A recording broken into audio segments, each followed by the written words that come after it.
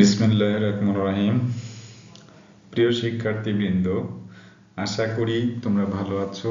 আমিও ভালো আছি আলহামদুলিল্লাহ। আমি আজকে নতুন আরো একটি ভিডিও নিয়ে তোমাদের সামনে উপস্থিত হলাম। তো যে যেখানে আছো সেখান থেকেই তোমরা শুরু থেকে শেষ পর্যন্ত যদি ভিডিওটি দেখো, তাহলে ধাপে ধাপে তোমার এই যে অধ্যায়টি নিয়ে আমি আলোকপাত করতেছি তোমাদের জন্য সুবিধা হবে।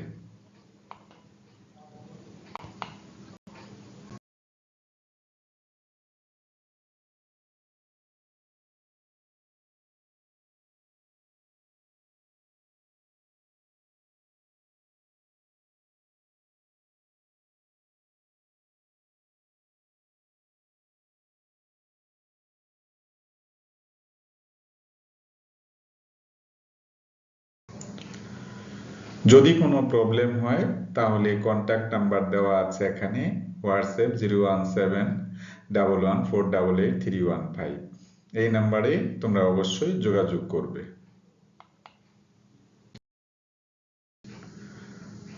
যদি তোমরা লেবার দাও, কোনো কাজ করো, সেটা কখনোই লস হবে না। আজকে ক্যাপিটাল বাজেটিং এর উপর 8 নম্বর লেকচার চলছে। তো প্রিন্সিপালস অফ ফিন্যান্স বরাবরের মতোই আগেও বলে আসছি, যারা BBA honours first year department of accounting, management, marketing and ফিন্যান্সে আছো, তাদের জন্য বিশেষ করে কাজে লাগবে।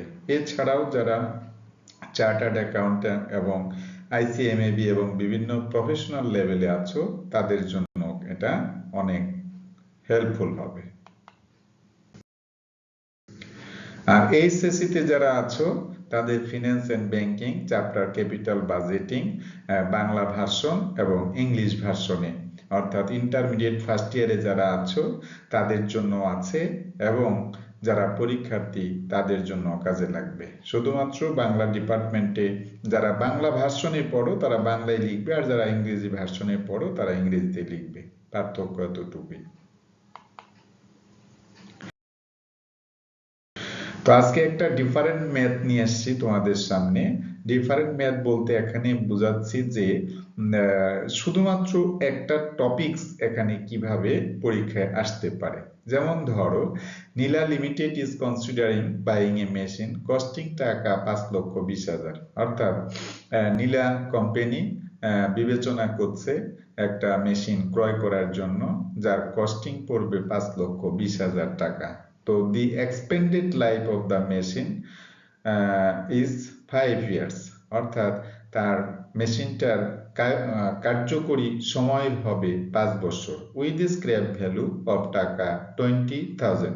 স্ক্র্যাপ ভ্যালু সম্পর্কে গত ক্লাসে আমি অনেকবার বলেছি।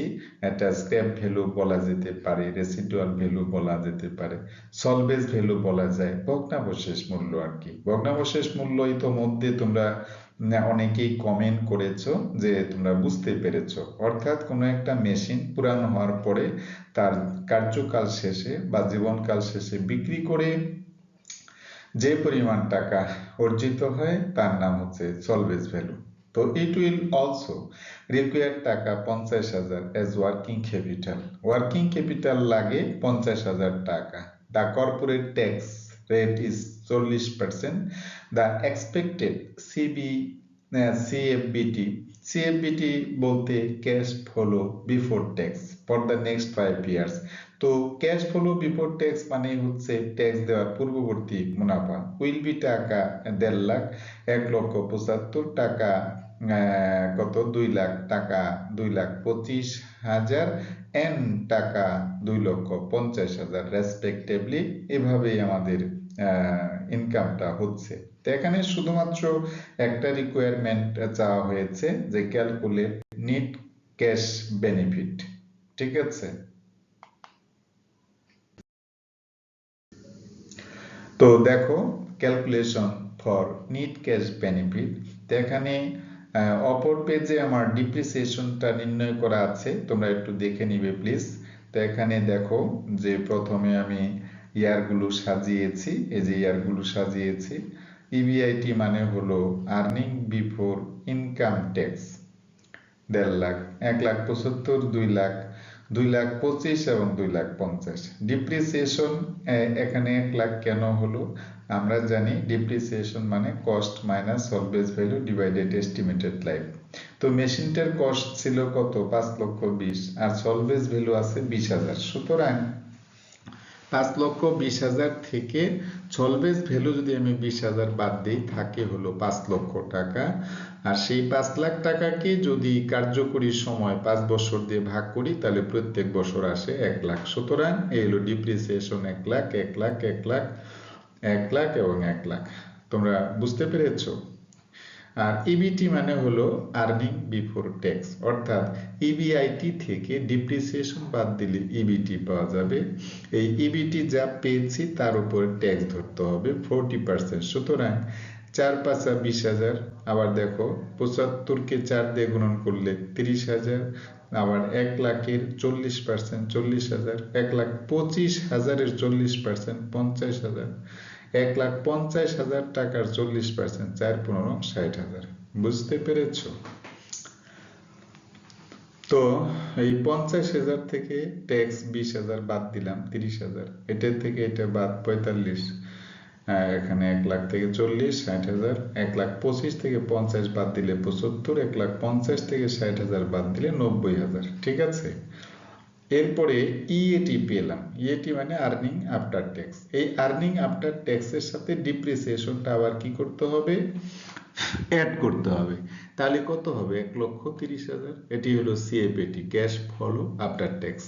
তাহলে এটার সাথে এটা যোগ হবে, এটার সাথে এটা যোগ, এটার সাথে এটা যোগ, এটার সাথে এটা যোগ, এটার সাথে এটা যোগ। কি ঠিক আছে? এরপরে এখানে লেখা আছে salvage value plus working capital. এটা সিএফএটির মধ্যেই পড়বে, cash flow after tax. That means salvage value ছিল কত? 20,000 টাকা, আর ওয়ার্কিং ক্যাপিটাল ছিল 50,000 টাকা। ওইটা যোগ করে আমরা এই যে নিচে বসিয়েছি। আশা করি তোমরা বুঝতে পেরেছো। ঠিক আছে? তো এই যে ডিপ্রিসিয়েশন দেখো, cost minus salvage value divided estimated life. তাহলে 5,20,000 ছিল কস্টিং, আর সলভেজ ভ্যালু ছিল 20,000। তাহলে 5,20,000 থেকে 20 বাদ দিলে থাকে কত?